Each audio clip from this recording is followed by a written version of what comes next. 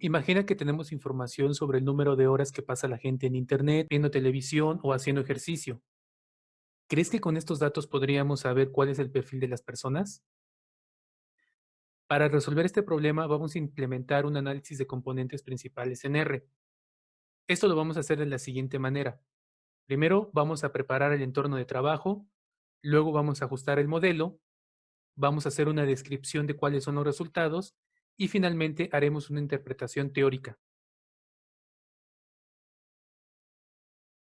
Abrimos R, limpiamos el entorno de trabajo, cargamos los paquetes, cargamos la base de datos y vemos su contenido. Esta base de datos, como ya lo platicamos, tiene las horas que pasa la gente viendo televisión, en Internet, cocinando y haciendo ejercicio. Para ajustar el modelo, lo primero que vamos a hacer es una correlación. Esto nos es de utilidad para saber el comportamiento de las variables. Lo ideal es que todas las variables estén correlacionadas. No es un requisito como tal, pero sí una recomendación. En nuestro caso observamos que las horas en Internet están altamente correlacionadas con las horas que las personas ven televisión. ¿A qué me refiero con altamente correlacionadas? Me refiero a que los valores están cercanos a -1 o 1.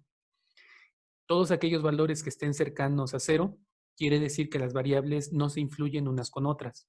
Ahora bien, como ya platicamos, necesitamos hacer una normalización de las variables y esto significa quitar las escalas y dejar que todas sean iguales. Y para ello vamos a hacerlo de la siguiente manera. Vamos a correr una función. Esta función lo único que va a hacer es que me va a quitar el efecto que tengan las escalas y me lo va a dejar en un rango de 0 a 1. Aplicamos esta función a nuestra base original y creamos una nueva base de datos. La nueva base de datos se llama horario-norm, que significa horarios normalizados. Y cuando nosotros vemos el comportamiento de las variables, nos damos cuenta que ya todas tienen una escala de 0 a 1. Con esta base normalizada, ahora sí, ya podemos correr nuestro análisis de componentes principales. Algo importante es no olvidar que siempre es un requisito hacer la normalización y otro dato importante es que únicamente podemos considerar variables numéricas. Variables categóricas no pueden entrar a este tipo de modelos. Corremos nuestro análisis de componentes principales y obtenemos lo siguiente. Aquí hay dos cosas que debemos de señalar. Número uno, que estamos haciendo una rotación. Eso que nos arroja el modelo lo podemos visualizar de la siguiente forma. Encontramos el punto medio y rotamos los datos. Lo importante de este procedimiento es que no se altera su comportamiento, únicamente cambiamos el eje de coordenadas. Número dos, los valores que estamos obteniendo, estos son las cargas factoriales. Lo podemos visualizar de esta forma. Si queremos localizar este punto, entonces esto que observamos U1 y U2 son las cargas factoriales. Esto es lo que nos arroja R. Vemos el contenido de cada una de las componentes y observamos que tenemos 80 registros. ¿Por qué 80? Porque en la base original había 80 registros. Entonces lo que está haciendo el modelo es que nos está estimando un valor para cada uno de los datos. Los componentes que nos arroja R, como ya dijimos, son 80 y los valores en particular, recuerden que los obtenemos de esta manera. Vemos cuál es la distancia del origen a cada uno de los puntos y esa distancia es el valor de los componentes.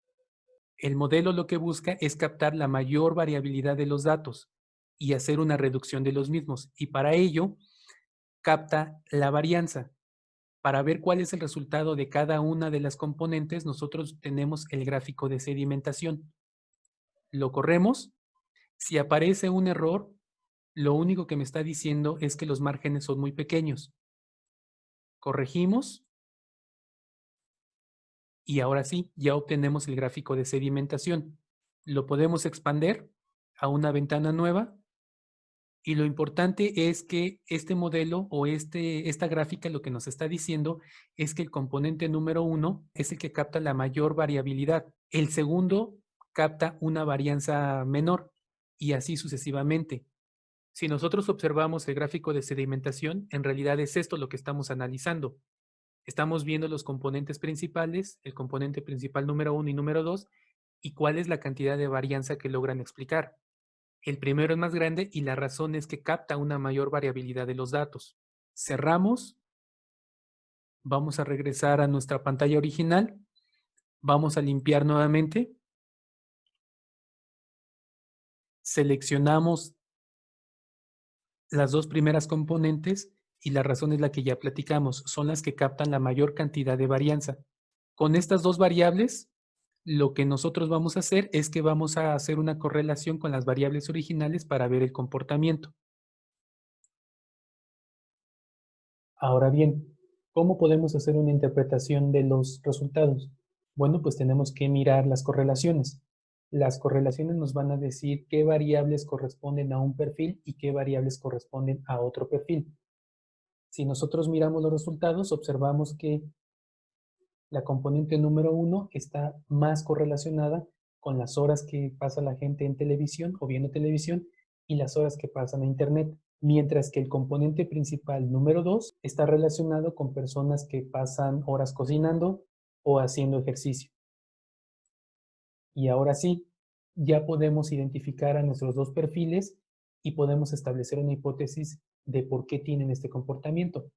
¿Qué podríamos decir? Bueno, pues podríamos decir que el grupo número 1 son personas que tienen una actividad más de oficina o probablemente son personas sedentarias que pasan la mayor parte de su tiempo en internet o viendo televisión. Y en el polo opuesto están las personas que tienen una vida más activa o podríamos asumir que más saludables, dado que dedican parte de su tiempo a cocinar y a hacer ejercicio.